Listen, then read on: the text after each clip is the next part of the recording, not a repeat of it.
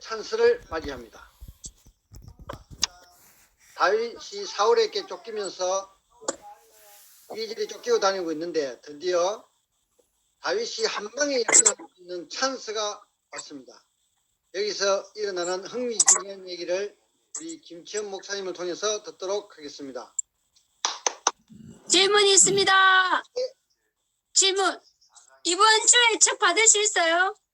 아닙니다. 이번 주에 안 받습니다. 이번 주 다음 주까지 계속 주문 받습니다. 그럼 책은 언제쯤 받아요? 4월 말이요. 네. 예, 뭐 사회자가 앞부분을 거의 다 얘기했네요.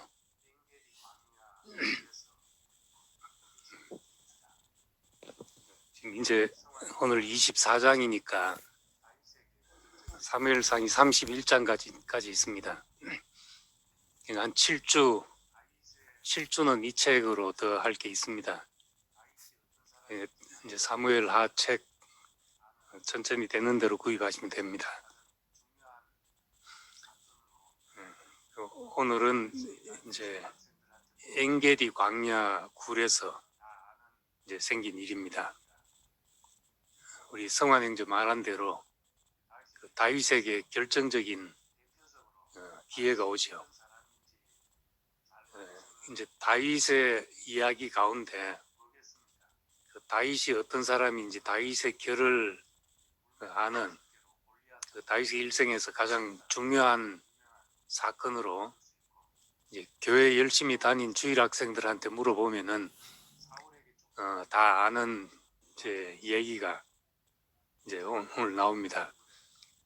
다윗의 일생에서 대표적으로 다윗이 어떤 사람인지 잘 말해주는 사건이 뭐겠습니까?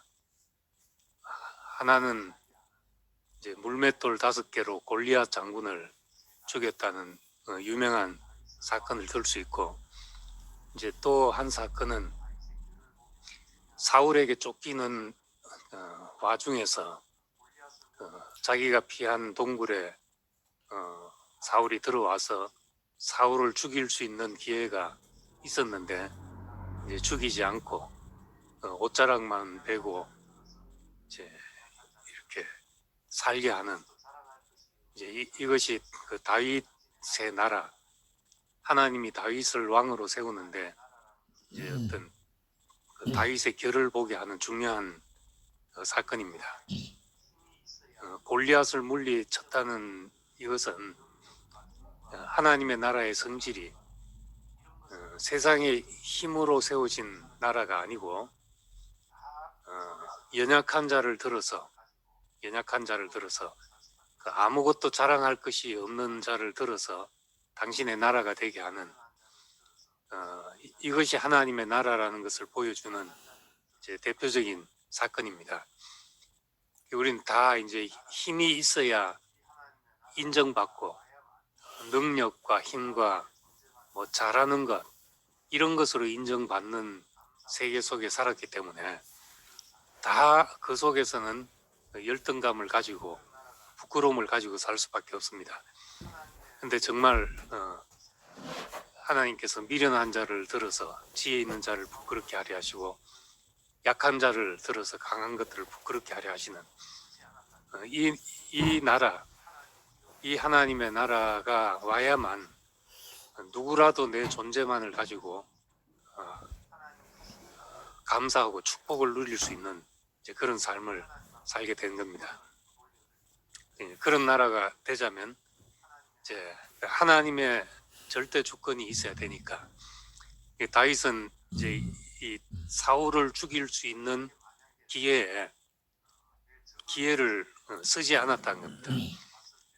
하나님의 기름 부음 받은 자를 내가 손대는 것은 합당치 않다. 하나님이 금하시는 것이다. 하나님이 하시는 일을 내가 손대지 않는다.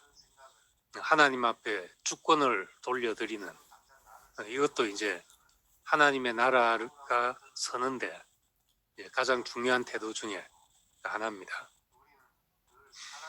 우리에게 만약에 내 적을 없앨 기회가 왔을 때 어떻게 할 것인가? 나를 괴롭게 하는 자를 보복할 기회가 오면은 나는 어떻게 할 것인가? 이제 오늘 말씀 속에서 이런 생각을 해보게 됩니다. 뭐 지금 당장 나를 죽이려고 달려드는 사울 왕 같은 그런 사람은 없다 할지라도 우리는 늘 사람에게 시달리는 게 있거든요. 사람을 좋아하고 또 사람을 필요로 하지만은 한편으로는 그렇지만 한편으로는 또 사람 때문에 겪는 고통과 어려움도 항상 이제 만만치 않게 있게 마련입니다. 그러면 이제 정말 그 손봐주고 싶은 사람 한둘이 아닐 때가 많지요. 이제 그럴 수 있는 기회가 나한테 왔을 때 어떻게 할 것인가? 정말 나를 계속 찌르고 하던 자가 그 사람의 이제 치명적인 약점이 드러나서 내가 입을 대기만 하면 와르르 무너지는 상황이 됐다든지 정말 이제 그렇게 나를 침해하고 나한테 그런 힘든 시간을 갖게 하는 그 사람에게 대갚아줄 시간이 나한테 그런 기회가 나한테 찾아왔다. 이제 어떻게 할 것인가 하는 거죠. 속으로 좀 이제 통쾌하겠지요. 통쾌할 수도 있고 하는데 우리는 이제 여기서 다윗이라는 사람의 어떤 상황을 보게 됩니다. 지난번에 이제 그일라를 침공에 들어갈 때 이제 그일라를 침공에 들어간다는 걸 알고 그일라 주민을 구하러 들어간다는 소식이 사울에게 전해져서 사울이 잡으러 오니까 광야 숲풀에도 숨었다가 또 여기저기 숨어 다니다가 이제 마지막 엔게디 요새에 머물렀다고 했습니다. 그래서 그 엔게디 요새가 대충 어떤지를 이제 한번 보고 넘어가겠습니다.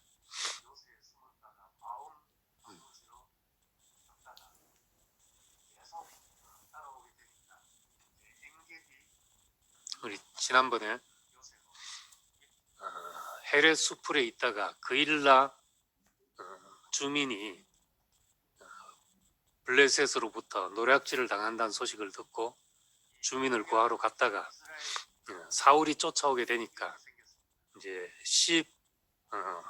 황무지 요새에 숨었다가 마온 황무지로 갔다가 계속 따라오게 되니까 이제 엔게디 요새로 여기로 피하게 됐습니다.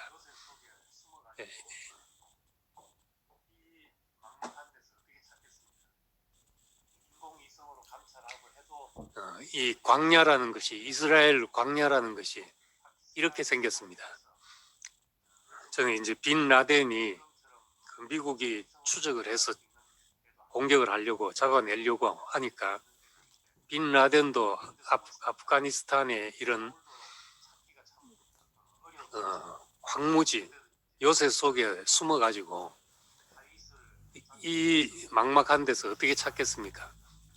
인공위성으로 감찰하고 해도 여기서 발견 못 해가지고 결국 이제 파키스탄에서 발견해서 했지만은 지금처럼 뭐 인공위성으로 감시할 수 있는 데도 아니고 정찰기를 띄울 수 있는 데가 아닌데 이런 데 숨었으니까 사울도 찾기가 참 어려웠겠죠.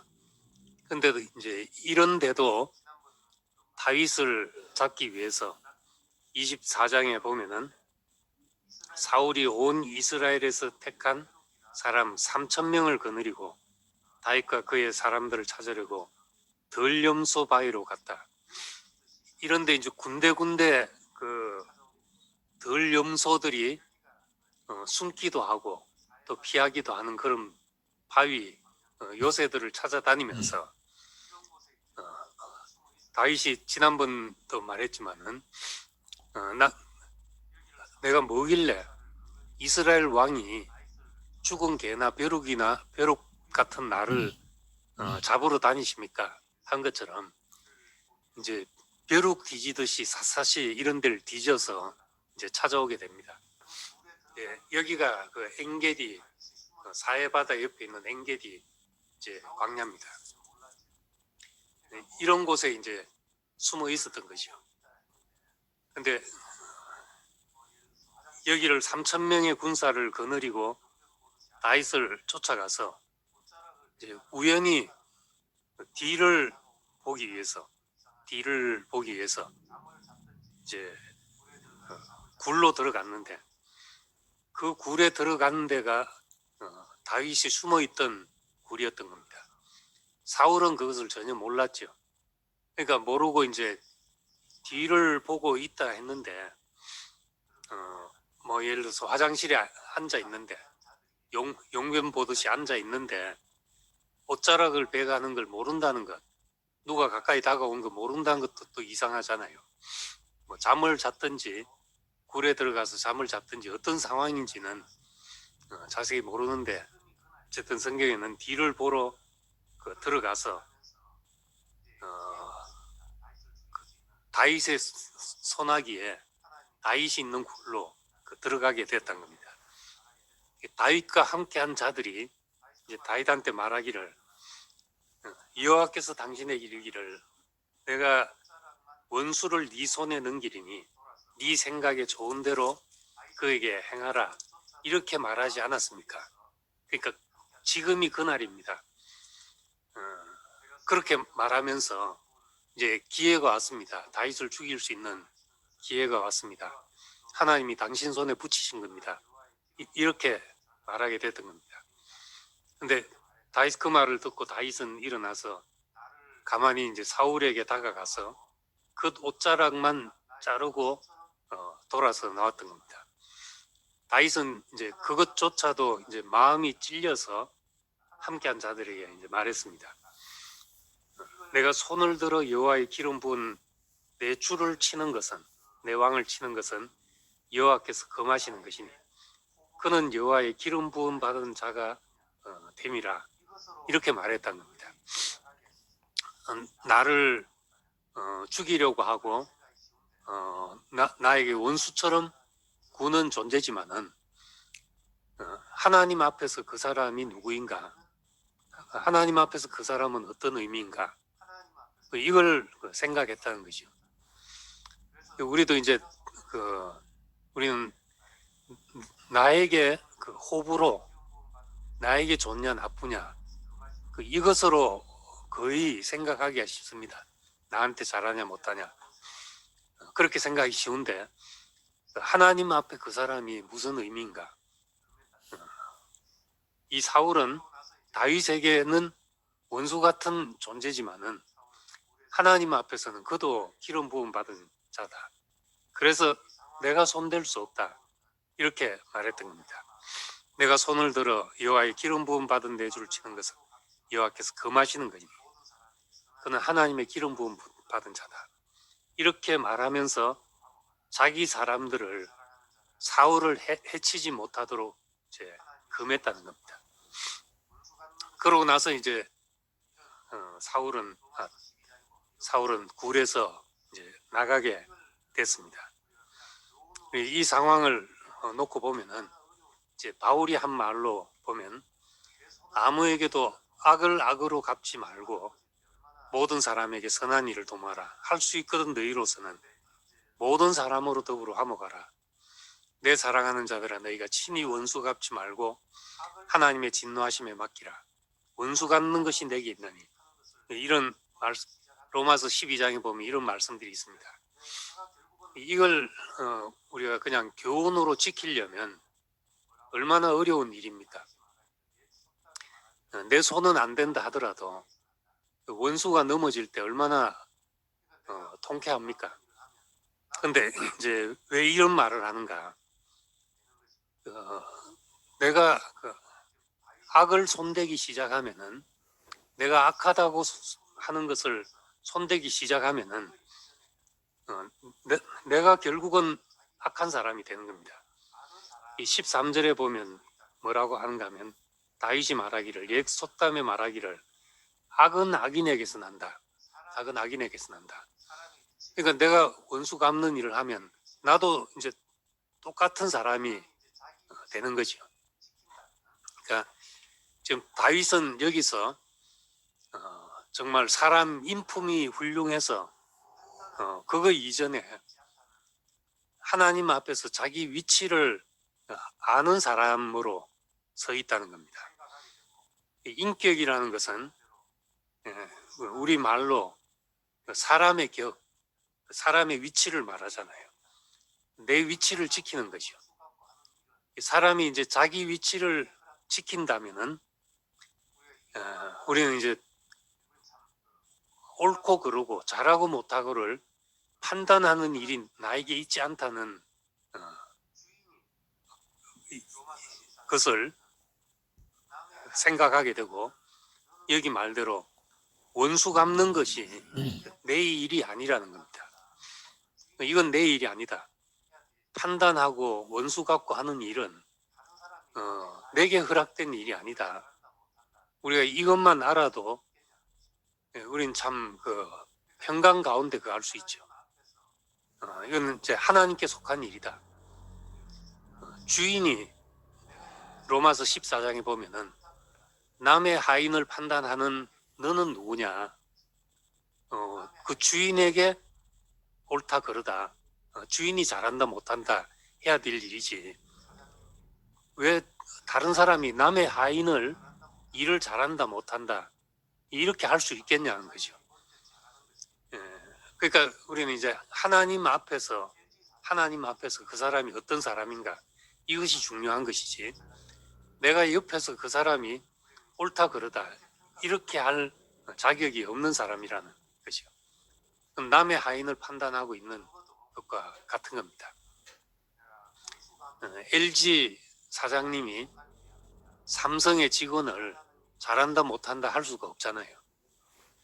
삼성 사장님이 볼 때 잘하는 것이 중요한 것이고 이제 LG 사장은 삼성 직원을 평가할 수 없죠. 반대로도 마찬가지라는 겁니다.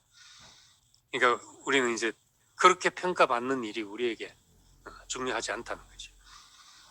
내가 적어도 내가 원수 갚는 일이 나에게 속한 일이 아니다. 판단하는 일이 나에게 속한 일이 아니다. 이 위치만 내가 지킨다 하더라도 우리가 뭐 놀라운 인품은 없다 하더라도 자기 위치를 지키는 사람의 아름다움을 우리가 이제 가질 수가 있게 되는 겁니다. 사람이 이제 다 모두가 나를 다 좋아할 수도 없고 또 그렇다고 해서 다 나를 싫어하는 것도 아닙니다. 어떤 사람은 내가 아무리 좀 이상한 사람이라도 또 이상한 사람을 좋아하는 사람도 있게 마련이에요. 그러니까 어느 정도는 다 좋아하는 사람도 있고 싫어하는 사람도 있는 것인데 세상에 어디를 가도 내가 저 사람만 피하면은 행복할 것 같아도 어딜 가도 내 편도 있고 반대편에 있는 사람도 있게 마련인 겁니다. 돕는 사람도 있고 해하는 사람도 있다. 이 말은 지금 우리 순노트에 있는 말씀 그대로입니다. 근데 우리는 보통 칭찬하는 사람이 있으면 자고해지고 내가 좀 뭐 잘하는 것 같다 생각하고 비난하는 사람이 있으면 좌절하기 쉬운데 칭찬한다고 우쭐할 일도 아니고 비난한다고 좌절하고 분노할 일이 아니란 겁니다. 그러니까 우리가 참고로 하지만은 귀담아 들을 건 또 들어야 되지만은 그것에 의해서 내가 좌지우지 될 것이 아니니까 이걸 이제 바울의 말로 하자면은 너희에게나 다른 사람에게 판단받는 것이 내게는 매우 작은 일이다. 나도 나를 판단치 않는다. 늘 이 마음으로 나를 판단하실 분은 내가 주님께 어떤 사명을 맡은 자니까 맡은 자에게 구할 것은 충성이다. 내게 맡기신 분 앞에 내가 어떠하냐가 중요한 것이지 옆에서 잘한다 못한다는 것이 중요하지 않다는 겁니다. 그렇다고 해서 이제 남이 뭐라고 하든지 내 식대로 한다. 뭐 그러란 말은 아니지만은 우리가 그것에 의해서 좌지우지 될 일이 아니란 거죠. 예수님도 요한복음 2장에 보면은 많은 사람들이 그 행하는 표적을 보고 믿고 따르고 했지만은 예수님은 그 몸을 그들에게 의탁지 않았다. 나를 좋아하는 그 사람들을 보고 야 이제 하나님의 일이 되겠구나 이렇게 생각하지 않았다는 겁니다. 친히 모든 사람을 아시며 사람에 대해 누구의 증언도 받으실 필요가 없다. 사람 속에 있는 걸 알기 때문이다. 그렇기 때문에 이제 뭐 좋아한다고 그거 가지고 우쭐할 것도 없고 비난한다고 낙심할 것도 없고 맡은 자에게 구할 것은 충성이다. 내가 하나님 앞에서 내가 누구냐 하는 것이 이제 중요한 일이란 겁니다. 이 판단하는 일에 대해서 우리는 이제 선악과가 옳고 그름을 판단하는 것이 얼마나 그 교회를 이루는데 그 폐해가 있다는 것을 말씀을 참 깊이 우린 들어왔습니다. 저는 이제 다른 데서 그런 말씀을 잘 듣지 못했죠. 그 옳고 그름을 판단하는 것이 결국 모든 관계를 깨뜨린다는 이야기를 듣지 못해서 우리는 정말 적어도 이 부분에서만큼은 우리 안에서 많이 처리돼서 이만큼이라도 서로 모여서 살 수 있는 공동체를 이루고 살게 된 것만 해도 큰 은혜고 놀라운 축복이죠. 그래서 이제 우리 교회를 떠난 사람도 하는 이야기가 교회를 떠났지만은 어디 가서도 이만한 관계를 다시 가지기가 쉽지 않을 것이다. 이런 이야기를 하는 사람을 봤습니다. 실제로 그럴 거예요. 근데 우리가 이제 이 판단이 우리에게서 처리되는 일이 좀 더 성숙할 필요가 있고 우리 안에서뿐만 아니라 우리가 이제 바깥에 대해서도 다른 사람에 대해서도 이제 그런 태도가 필요하다는 겁니다. 그러나 이제 지난 주에 그 창하 형제가 사랑방에 올린 글에 저는 아주 이제 깊이 공감을 했습니다. 우리는 이제 말씀을 문자 그대로 그냥 표면적으로 믿지 않고 그 이면의 참 뜻을 소중하게 여기고 그 실제가 무엇인지를 우리가 참된 의미를 이렇게 찾다 보니까 우리는 이제 형식과 이런 것에서 많이 자유하게 됐죠. 그래서 뭐 크리스마스 때 뭐 산타크로스가 오는 것을 요란하게 떠들지도 않고 부활절이 돼도 뭐 계란 삶아가지고 돌리고 이런 것도 우린 별로 안 해봤고 이제 주일학교 애들이야 이제 좀 상징으로라도 그런 게 필요하기 때문에 하고 했지만은 우린 그런 표면적인데 의미를 안 두다 보니까 그런 걸 안 했습니다. 우리가 그런 걸 안 한다고 해서 그런 걸 하는 사람을 또 무시하고 이럴 수는 없는 거죠. 그 바울은 뭐라고 했는가 하면은 먹는 문제로 이제 제사 음식을 먹는 문제로 이러쿵저러쿵 시비가 있으니까 먹는 자는 먹지 않는 자를 판단하지 말고 이제 먹지 않는 자는 먹는 자를 판단하지 말고 먹는 자는 먹지 않는 자를 업신여기지 말라. 각기 믿음대로 하는 것이니까 그런 건 이럴 수도 있고 저럴 수도 있는 거죠.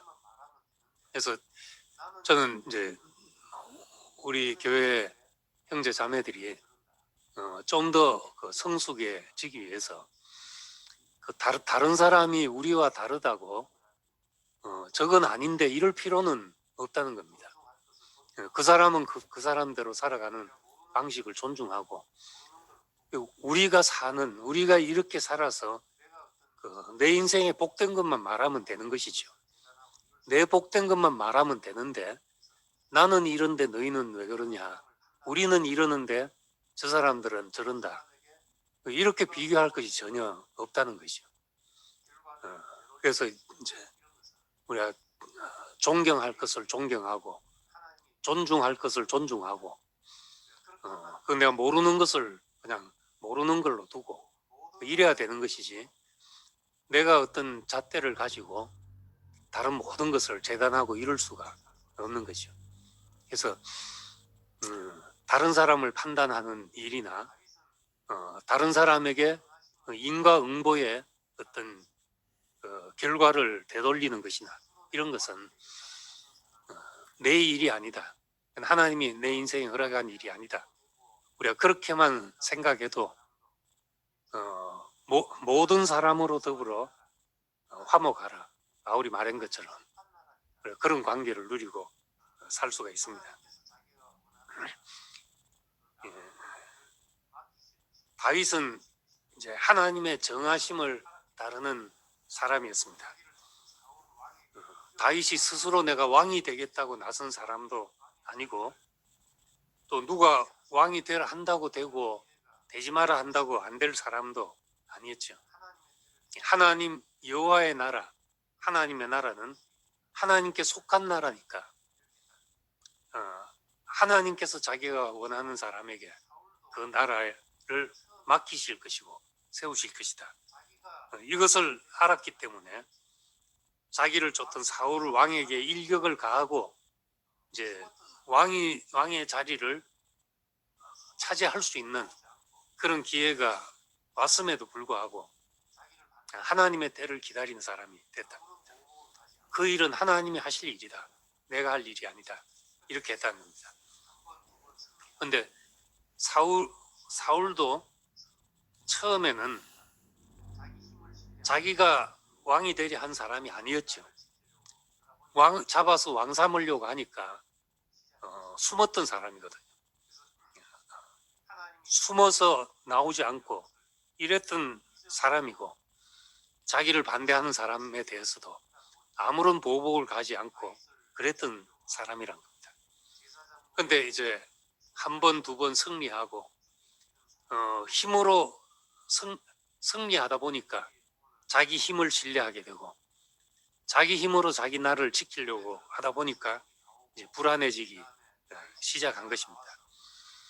그래서 하나님이 세우신 왕국이란 것을 잊어버리고 그것을 지키려고 하다가 보니까 다윗을 죽이려고 하고 제사장 무리와 하여튼 충실한 신하까지도 다 죽이는 이런 사람이 됐다는 겁니다. 여기 오늘 본문에 보면은 이제 굴에 들어갔다가 사울이 나오고 그 다음에 다윗이 뒤따라 나와서 사울왕을 불렀습니다. 내 아버지여 보소서, 내 아버지여 보소서. 그 사울왕에게 그렇게 이야기합니다. 사울에 대해서 내 주 왕이여, 내 주 왕이여 하고 부르니까 이제 사울이 돌아보고 다윗은 땅에 엎드려 절했습니다. 어째서 내가 왕을 헤아려 한다는 신하들의 말을 듣고 이렇게 합니까? 나는 굴에서 당신을 죽일 기회가 있었습니다. 그렇지만 당신은 기름 부음 받은 종이기 때문에 난 당신을 해하지 않았습니다. 내 아버지여 보소서, 내 손에 있는 왕의 옷자락을 보소서. 난 당신을 죽이지 않고 옷자락만 베었습니다. 하나님이 보복하실지언정 나는 해하지 않겠습니다. 다윗은 이제 그렇게 말하고 내가 누구기에 이스라엘 왕이 누구를 따라왔으면 누구 뒤를 쫓습니까? 죽은 개나 벼룩을 쫓는 것이 아닙니까? 벼룩 한 마리 쫓으러 지금 이 광야를 샅샅이 헤매고 다니십니까? 이렇게 말했습니다. 근데 이제 사울이 이 얘기를 듣고 내 아들아 하고 소리를 높여 울더라는 것이요. 전에도 이런 일이 있었거든요. 전에도 요나단이 이야기할 때 내가 다시는 안 그러겠다 하고 약조하고 그랬던 때 또 그렇게 합니다. 내 아들아, 나는 너를 헤아려 했지만 너는 나를 선대한다. 사람이 원수를 만나면 어떻게 그 원수를 평안히 가게 하겠냐. 그런데 너는 그렇게 했으니까 정말 여호와께서 내게 선으로 갚으시길 원한다. 나는 네가 반드시 왕이 되고 이스라엘 나라를 세울 줄 내가 안다 하면서 그렇기 때문에 나한테 한 가지만 약속해 달라. 나와 내 집을 멸하지 않을 것을 나한테 약속해 달라. 이렇게 말합니다. 다윗에게 사울이 간청을 하죠. 이게 지금 미친 듯이 잡으러 온 사람이 이제 제정신으로 하는 이야기입니다. 예, 마치 이제 뭐 도박하는 사람이 정말 도박할 땐 제정신이 아니잖아요. 손가락을 자르고도 가서 발가락으로도 한다고 할 정도로 중독이 무서운데 뭐가 씌이면 그래 되는 거죠. 다시는 내가 다윗을 해하지 않겠다고 맹세한 것이 지금 몇 번이고, 그런데도 또 불안하면은 다윗을 죽이고 싶고 이렇게 됐던 겁니다. 근데 왜 이렇게 되는가? 마치 이제 중독에서 헤어나오지 못한 사람처럼 미친 듯이 죽이려고 쫓아다니다가 다윗을 만나고 이 의로운 사람을 보게 되면은 눈물을 흘리면서 참회를 하고 네가 왕이 될 것을 안다. 네가 참으로 선하다. 이렇게 이제 말하게 됐는가? 가끔씩 이제 제정신이 이렇게 돌아오는 걸 봅니다. 이거는 이제 왜 이런가? 왜 이런가? 사울은 자기를 지키려 하기 때문에 그렇다는 겁니다. 자기에게 지킬 것이 있는 사람은 뭔가 자기에게 지킬 것이 있는 사람은 그 올바른 판단을 할 수가 없게 되고, 예수님 말씀한 것처럼 누구든지 제 목숨을 구원코자 하면, 제 목숨을 지키고자 하면 잃을 것이요 누구든지 나를 위하여 제 목숨을 잃으면 찾으리라. 한 말씀처럼 자기를 지키려 하는 이것은 결국 자기를 잃게 만드는 일이란 겁니다. 모든 범민은, 특히 사울의 경우에 모든 범민은 자기와 자기 나라를 지키려고 하는 데서 오는 것이잖아요. 내 왕국을 지키려 하는 것. 이제 집착이라는 말이 집은 내가 붙잡는 것이잖아요. 내가 놓지 않으려고 붙잡는 것. 착은 나한테 자꾸 달아붙는 것. 뭐 예를 들어서 중독성이 강한 것. 안 하고 싶은데도 자꾸 하게 되는 것. 내가 놓고 싶어도 놓을 수가 없는 것. 이런 것을 통틀어 이제 집착이라고 하는데, 이것이 이제 사람을 이제 고통 속으로 끌고 가는, 다 집착 때문에 그 사람은 고통받게 되는 겁니다. 그러니까 사울은 자기를 지키려고 하니까 얼마나 번민에 쌓였고 고통스럽고 불안하고 잠을 못 잤겠냐 하는 거죠. 그런데 이제 반대로 핍박받고 쫓겨다니던 다윗에게는 인간적으로 생각하면 더 불안해하고 고통스럽고 잠을 못 자야 되는 것이 이 다윗인데, 그런데 이런 상황에서 다윗에게는 찬송이 나왔다는 겁니다. 지금 이 상황에서 나온 찬송이라고 이제 볼 수 있는 것이 시편 27편에 있습니다.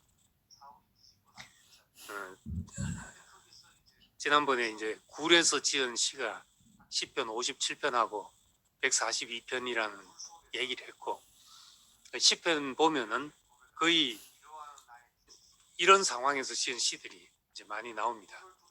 시편 27편을 보면 지금 군사 3천을 데리고 자기 한 사람 잡으러 이렇게 엔게디 광야를 사울이 뒤집고 다니고 있잖아요. 근데 거기서 이제 굴에서 맞닥뜨린 상황까지 닥치게 된 거죠. 근데 이 굴 속에서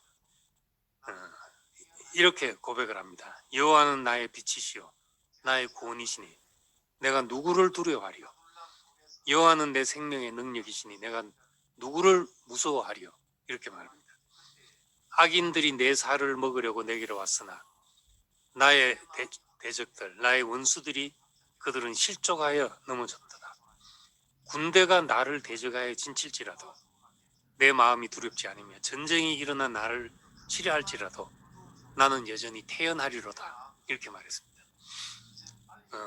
지난번에 아둘람 굴에서 시편 57편 상황이 이제 그때 상황이라면은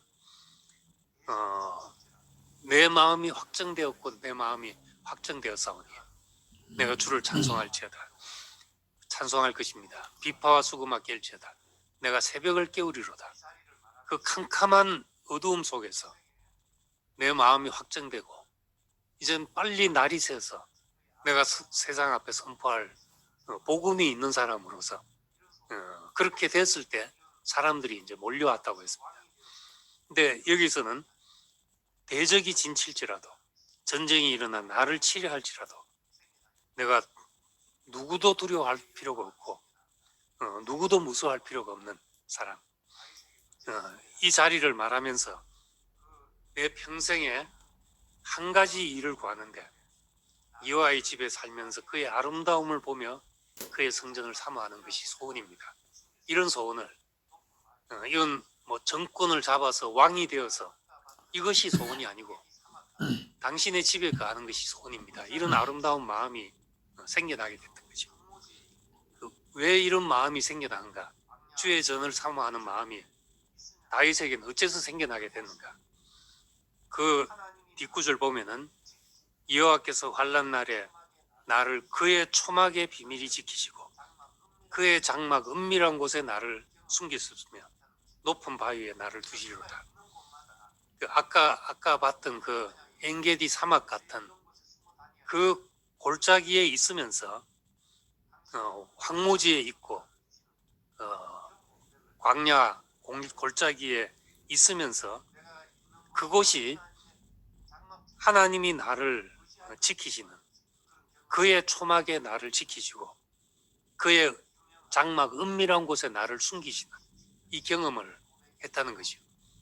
그러니까 그가 있는 곳마다 내가 그냥 왜 이런 곳에 숨어 다녀야 되냐 이런 것이 아니라 당신의 은밀한 장막 속에 나를 두시는군요.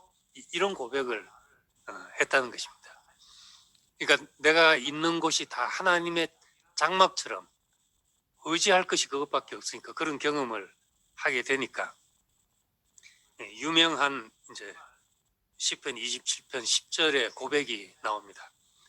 내 부모는 나를 버릴지라도 여호와는 나를 영접할 것입니다. 내 부모는 나를 버렸으나 하는 것이 부모가 버렸다는 말이 아니라 부모까지라도 부모가 나를 버리기까지 한다 할지라도 하나님은 나를 안 버리신다. 이런 이제 고백이 나오게 된 것이죠. 우리는 이제 정말 내 인생의 열매가 이런 아름다운 찬송이 나한테서 나올 수 있다면은 우리가 처하는 모든 것, 아둘람 굴에 숨고 엔게디 장막에 숨고 모든 내 인생의 골짜기를 지나는 곳마다 그 골짜기에서 한숨과 저주가 나올 그 자리에서 우리에게는 찬송이 나오고 골짜기에서 샘이 솟아나고 이런 사람이 된다면 누가 이런 사람을 막을 수가 있겠냐는 거죠. 그래서 하나님은 이 다윗이라는 사람이 가는 곳마다 이런 찬송을 쏟아내는 사람으로 그래서 이 사람을 세워서 하나님은 당신의 나라를 세우려고 하셨던 것이죠. 우리는 이제 다윗과 그리스도를 보면은 마태복음에 아브라함과 다윗의 자손 예수 그리스도의 계보다 이렇게 말씀하셨잖아요. 그래서 예수 그리스도를 알기 위해서 아브라함, 이삭, 야곱의 이야기를 우리가 참 많이 들었습니다. 그리고 아브라함과 다윗의 자손 했으니까 우린 다윗에 관해서도 좀 더 이제 깊이 알 필요가 있죠. 하나님의 나라, 예수가 선포했던 하나님 나라, 또 이스라엘이 기다렸던 그 나라는 다윗의 왕국과 밀접한 관계가 있기 때문에 그런 겁니다.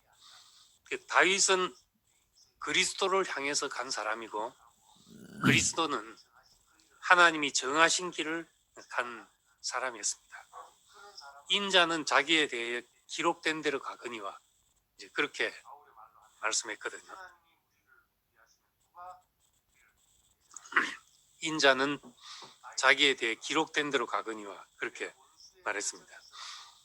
그러니까 내가 무엇을 한다, 왕이 된다 이게 아니라 하나님의 내 인생에 정하신 그 길을 가고 내게 정하신 그 일을 한다 이렇게 생각하면은 이제 그런 사람을 누가 막을 수 있겠냐 하는 겁니다. 바울의 말로 하면 하나님이 우리를 위하시면 누가 우리를 대적하리요. 또 다윗의 고백으로 하자면은 내 원수의 목전에서라도 잔치상을 베푸시는 그 하나님, 이런 하나님을 경험한 사람, 이것이 우리가 그리스도를 따르는 길이라면은 우리도 그런 마음을 가질 수가 있는 것이요. 다 누구에게나 다 반대자도 있고 우리를 괴롭게 하는 자도 있게 마련인 겁니다. 나와 생각이 다른 사람도 있게 마련인 것이요. 그럼 우리가 그런 거 다 신경 쓰고 아무것도 못하는 겁니다. 근데 나는 하나님이 내 인생에 허락된 일을 할 뿐이다. 내게 정해진 길을 갈 뿐이다. 우리가 그렇게 생각하면 나를 칭찬한다고 해서 우쭐할 것도 없고 나를 비난한다고 해서 낙담할 것도 없는 사람이 되는 것이죠. 그래서 저도 늘 그런 생각을 한 게 내가 어떤 일을 하는지보다 어떤 길을 가는지가 중요하다. 내가 하나님이 정하신 내 인생의 행보를 그냥 가는 것이지 이걸 나도 잘했냐 못했냐 뭘 성공했냐 실패했냐 이것조차도 내가 생각할 일이 아니다 하고 살아야 된다는 겁니다. 오직 하나님의 정하심 안에 있는 사람은 여기 시편 27편에 고백한 대로 내가 누구를 두려워하겠냐, 무엇을 무서워하겠냐, 대적이 진칠지라도 나는 두렵지 않다. 난 단지 하나님이 나를 그의 초막에서 비밀히 지키시고 그의 그 은밀한 곳에 나를 숨기시는 이런 경험을 우리 매일매일 해갈 뿐이다. 이렇게 생각하면은 우리가 이제 동굴을 파고 땅굴을 파고 있을 때라 할지라도 골짜기를 사망의 음침한 골짜기를 지난다 할지라도 해받을 것을 두려워하지 않는다. 주께서 나와 함께 하심이라. 원수의 목전에서 내게 상을 베푸신다. 우리에게도 이제 그런 찬송이 나오는 사람이 되는 것입니다. 그래서 참 우리 실제로 조금만 어려움이 와도 그것 때문에 막 골머리를 썩고 그러잖아요. 이 길을 간 사람을 우리가 안다면은 내 인생의 골짜기마다 내 인생의 그 마디마디마다 하나님의 당신의 찬송으로 순호하질 그런 길이 된다는 것. 내 발자취마다 하나님의 찬송이 순호하진 사람으로 그렇게 사라진다는 것. 다윗을 보면서 이제 그런 사람을 소망하게 됩니다. 감사합니다.